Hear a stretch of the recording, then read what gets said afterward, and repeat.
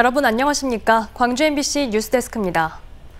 광주 군공항 이전과 관련해 올해 안에 예비 이전 후보지가 결정될 수 있을지 관심을 모으고 있습니다. 국방부가 광주시, 전라남도와 협의를 통해 군공항 이전 예비 후보지별 사업비를 산출하고 다음 달 국회에 제출하기로 했습니다. 송정근 기자입니다. 수년째 답보 상태를 보이고 있는 광주 군공항 이전 문제. 군공항 이전에 속도를 올리고 있는 대구와 달리 광주는 예비 이전 후보지조차 아직 정하지 못하고 있는 가운데 다음 달 새로운 전환점이 마련될 것으로 기대를 모으고 있습니다. 지난 5월부터 후보지별 이전 사업비 산출 작업을 진행했던 국방부와 광주시, 전라남도가 다음 달 그 결과를 발표할 예정이기 때문입니다. 현재 작정성 검토와 주민 수용성 등을 고려할 때 우왕과 해남 고흥이 1, 2, 3순위로 검토되고 있는 것으로 알려지고 있습니다. 사업비 산출 내역 검증 작업이 끝나면 범정부 협의체 차원에서 재논의를 거친 뒤 해당 지자체에서 수용 여부를 결정할 예정입니다. 그동안 앞으로 가지 못하고 있었는데 이제 구체적으로 예비 이전 후보지에 될 수 있는 곳을 가려서 그것과 아주 구체적인 근거를 가지고 이제 협의를 할 수 있는. 국방부는 또 추가 지원 방안도 마련하고 있는데 규모는 5천억 안팎으로 추산되고 있습니다. 하지만 지원 방안과 규모가 확정된다고 해도 예비 이전 후보 지역에서 군공항 이전을 수용할 것인지는 미지수입니다. 그동안 반대 여론이 심했고 정부의 추가 지원 내용을 담은 특별법안 역시 국회 문턱을 넘어서지 못하고 있습니다. 광주시는 군공항 이전이 대통령 공약 사항이었던 만큼 국가사업으로 적극적으로 추진해달라고 요청하는 동시에 기존 특별법에 국가 지원을 포함시키는 개정안과 광주만의 군공항 이전 특별법을 새로 만들어 국가 지원을 받는 두 가지 방안을 추진한다는 계획입니다. 군공항 이전이 타당하다는 국방부의 결론이 나온 지 6년째. 국방부의 이전 사업비 산출을 계기로 민선 8기 광주시가 군공항 이전의 첫 단추를 깰 수 있을지 관심이 모아지고 있습니다.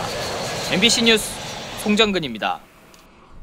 붕괴 사고로 입주가 지연된 화정 아이파크 아파트 분양 주민들이 대규모 상경 집회를 벌였습니다. 집회 참석자들은 현대산업개발이 내놓은 주거 대책이 허울뿐이라며 입주 지연 배상금 지급 약속을 지키라고 촉구했습니다. 임지은 기자의 보도입니다. 손 팻말을 든 광주 화정 아이파크 분양 주민 수백 명이 서울시청 앞 광장을 가득 메웠습니다. 현대산업개발이 내놓은 주거 지원 대책에 대해 반발하는 주민들이 또다시 대규모 상경 시위에 나선 겁니다.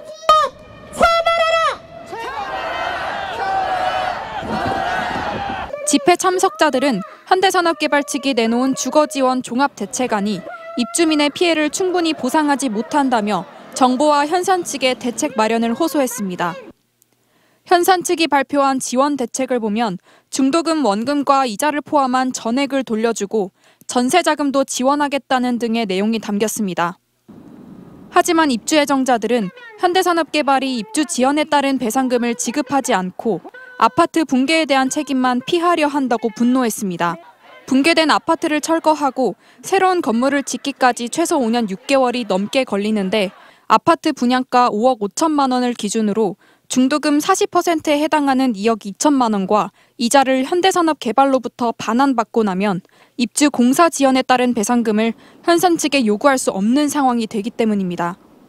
입주 예정자의 90% 이상이 대출을 받아 중도금을 지급한 실정을 감안할 때 대다수 예정자들은 지연 배상금을 주장할 수 없다고 하소연합니다. 현산이 약속한 공사 기간이 한없이 길어질 경우 입주 예정자들의 고통도 더 커질 수밖에 없습니다. 5년 후에 만약에 못 지켰을 때 어떻게 하겠다는 정도는 나와줘야지 입주 예정자들이 5년 동안 기다릴 수 있을 것 같습니다.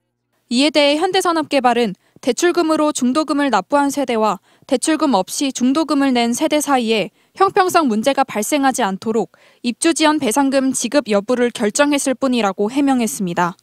붕괴 사고의 핵심 책임자인 현대산업개발의 미온적인 주거 지원 대책에 입주 예정자들의 속만 타들어가고 있습니다. MBC 뉴스 임지은입니다. 여수 산단 내 한 공장에서 화학물질이 유출돼 근처에서 작업을 하던 노동자들이 병원으로 이송됐습니다. 한 달 사이 여수 산단에서 비슷한 사고가 연이어 발생하면서 대책을 요구하는 목소리가 높아지고 있습니다. 보도에 김단비 기자입니다. 여수산단 내 금호 석유화학 고무 2공장입니다. 오늘 오전 10시 45분쯤 이곳에서 사이클로헥산과 TLA가 유출됐습니다.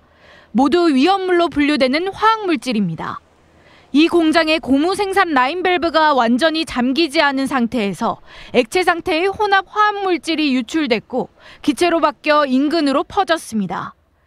현장에 있던 근로자 14명이 일부 화학물질을 흡입해 인근 병원으로 옮겨졌습니다. 공장 증설 작업을 하던 도급업체 직원들이 목다가움을 호소해 응급실로 이송됐으며 이후 증상이 가벼운 30여 명은 외래 진료를 받았습니다. 모두 건강에는 이상이 없는 것으로 전해졌습니다. 공장은 즉시 가동을 멈추고 화학물질을 수거했습니다. 회수를 했고요. 나머지 좀 떨어진 것들은 우리가 물로 원래 처리하게 돼 있거든요. 밸브를 잠김을 했기 때문에. 이번 사고를 포함해 최근 한 달 사이 여수산단에서 발생한 누출 사고는 벌써 3건입니다. 지난 8월 말 하나솔루션 TDI에선 기준치 이상의 유독가스가 유출됐고 사흘 뒤에는 공장과 공장을 연결하는 스팀 배관이 파손되면서 발암물질인 페놀이 소량 새어나왔습니다. 끊임없이 반복되는 안전사고에 근본적인 대책 마련을 촉구하는 목소리가 높아지고 있습니다. 이 관리에 신경 써야 하고 또 이러한 사고가 발생했을 때 즉각적으로 그러한 사실들이 주민들에게 알려져서 주민들도 대처할 수 있도록 해야 되는데 최근 국회에서는 기업의 노후 설비 관리 책임을 정부와 지자체에도 부여하는 노후 설비 특별법 제정을 위한 움직임도 일고 있습니다. MBC 뉴스 김담입니다.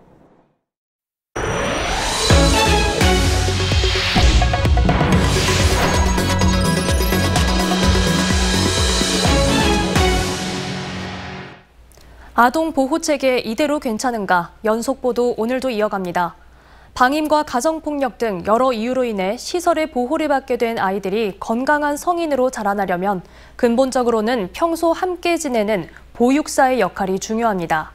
하지만 현장에선 보육사 인력이 턱없이 부족하다는 지적이 나옵니다. 이다현 기자가 취재했습니다.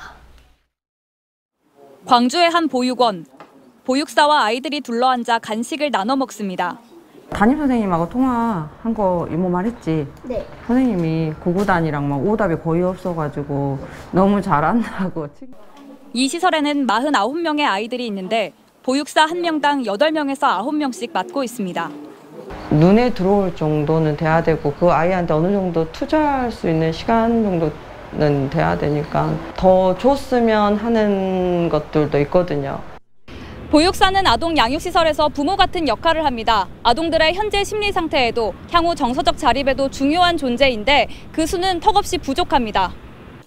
현행법에 따라 계산하면 현재 광주에는 보육사가 270여 명 필요한데 실제로는 10명에서 20명 정도 모자란 것으로 파악됩니다.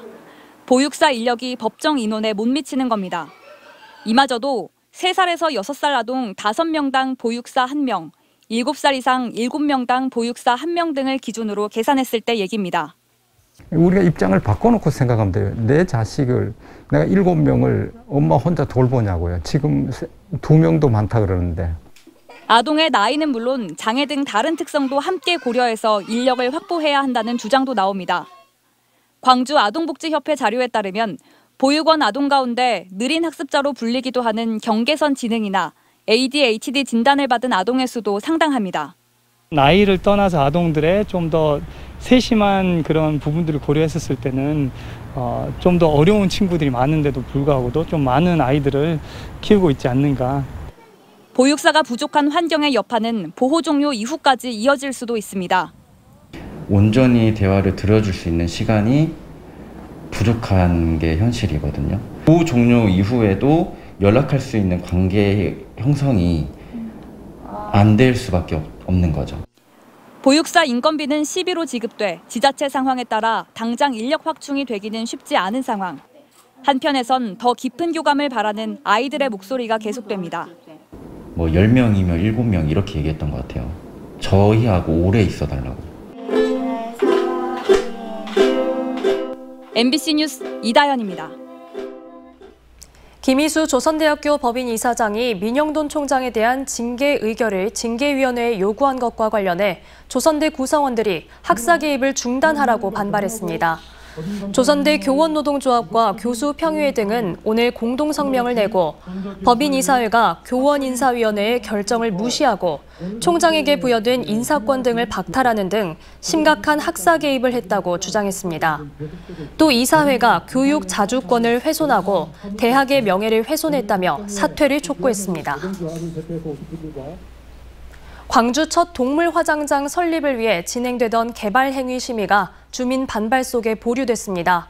광주 광산구는 도시계획심의위원회를 열어 동물 전용 장묘시설 관련 안건을 재심의하기로 결정했습니다.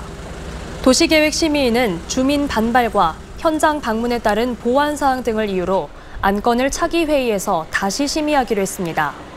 앞서 광산구 양동의 한 마을 인근에 부지와 건물을 마련한 민영업체는 사무실 용도로 허가받은 건물을 동물 전용 장묘시설로 변경하는 인허가 절차를 밟고 있었습니다.